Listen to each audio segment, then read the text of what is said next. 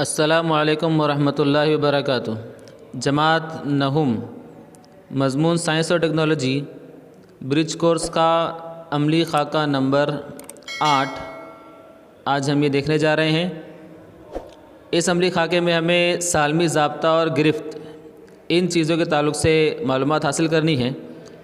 अब सालमी ज़ाब्ता क्या होता है कि मुरक्कब में मौजूद अनासिर की अलामतों की मदद से ज़ाहिर की गई इबारत को उस मुरक्कब का सालमी ज़ाब्ता कहते हैं कि उसमें जो अनासिर होते हैं और उनकी अलामतें हम ज़ाहिर करते हैं उसको हम सालमी ज़ाब्ता कहते हैं।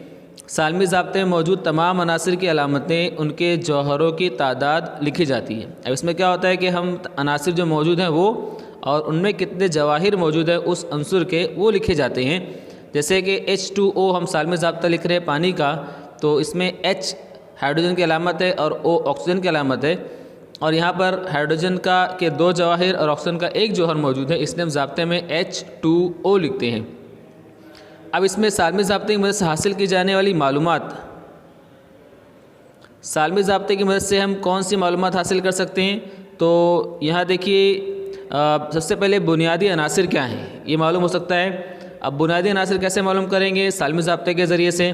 जैसे यहाँ मिसाल दी गई है CH4 की, तो C यहाँ पर कार्बन और H यहाँ पर हाइड्रोजन है, तो 2 अनासिर यहाँ पर है कार्बन और हाइड्रोजन। वैसे ही NH3 दिया हुआ है, तो N यहाँ पर नाइट्रोजन और H यहाँ पर हाइड्रोजन हम इस सालमी ज़ाब्ते के ज़रिए से मालूम कर रहे हैं।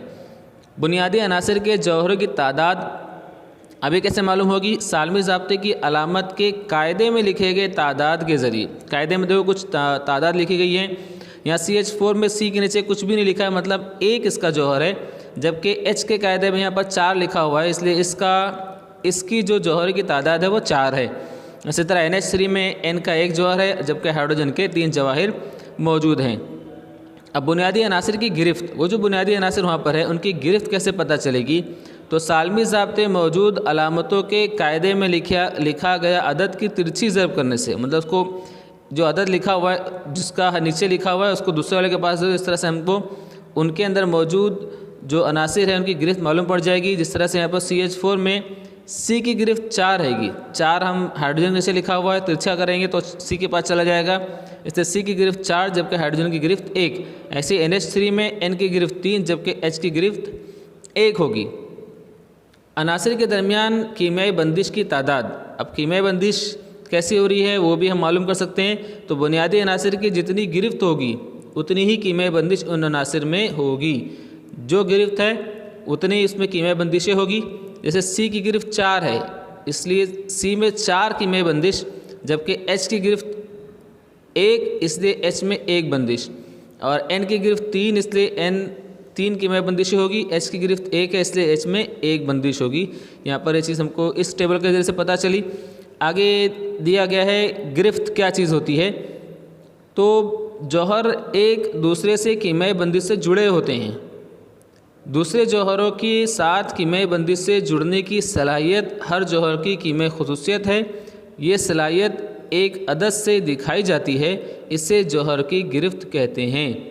गिरफ्त के ज़रिए हम सालमी ज़ाब्ता बना सकते हैं, बनाए जा सकते हैं, और गिरफ्त के ज़रिए हम सालमी ज़ाब्ता लिख सकते हैं। जो उसके अंदर जोड़ने की जो सलाहियत है और कीमियाई बंदिश से जुड़ने की जो सलाहियत होती है, वो जो अदद से हम दिखा रहे हैं वो अदद उसकी गिरफ्त कहलाता है।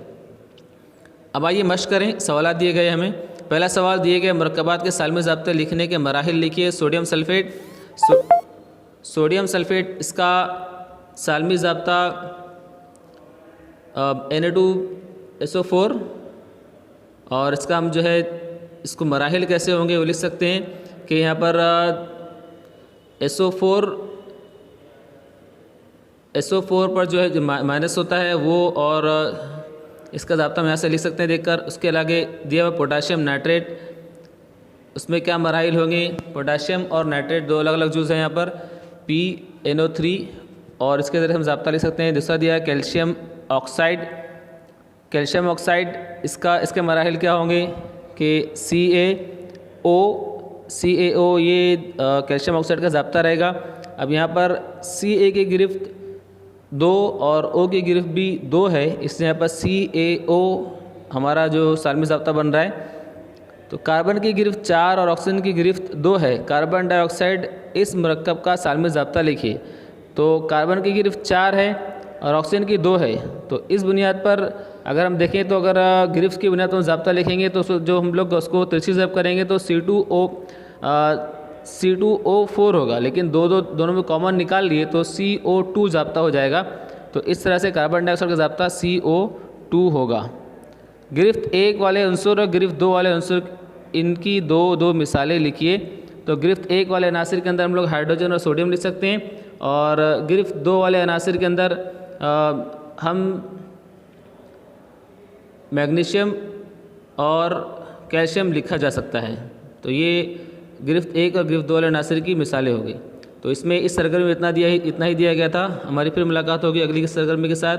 तो आपको उसके सवालात के जवाब लिखने हैं और इसको मुकम्मल आपकी नोटबुक में मुकम्मल लिखना है। जब तक के लिए अस्सलामु अलैकुम व रहमतुल्लाहि व बरकातुहू।